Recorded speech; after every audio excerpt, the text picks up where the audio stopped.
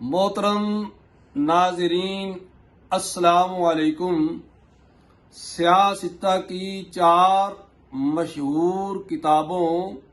سنن ابو داؤد، سنن نسائی، سنن ابن ماجہ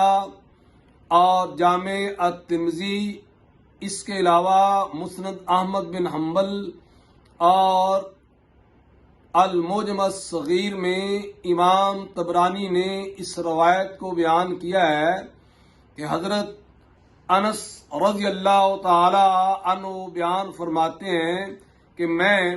مسجد نبوی میں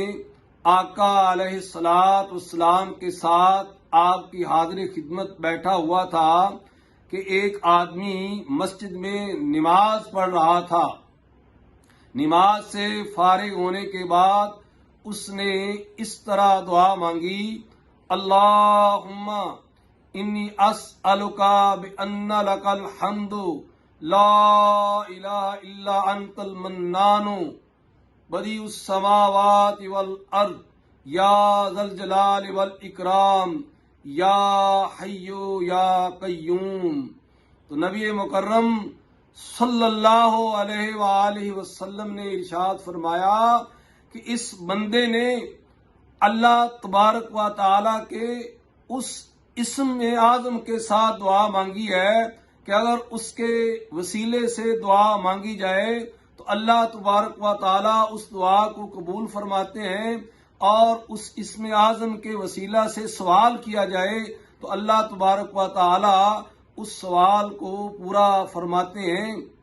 شارحین حدیث فرماتے ہیں کہ وہ صحابی کوئی اور دعا کر رہا تھا، اپنی حاجت کے بعد اس نے اسم اعظم کے وسیلہ سے اللہ تبارک و تعالی سے دعا کی، جس کو نبی مکرم صلی اللہ علیہ وآلہ وسلم نے فرمایا کہ اس بندے کی دعا اسم اعظم کے وسیلہ سے ہے۔ اللہ تبارک و تعالی اسم اعظم کے وسیلہ سے دعاؤں کو پورا کرتے ہیں۔ ناظرین، اگر آپ کو یہ میری ویڈیو پسند ہے تو پلیز اس کو لائک کریں اور میرے چینل کو سبسکرائب کریں۔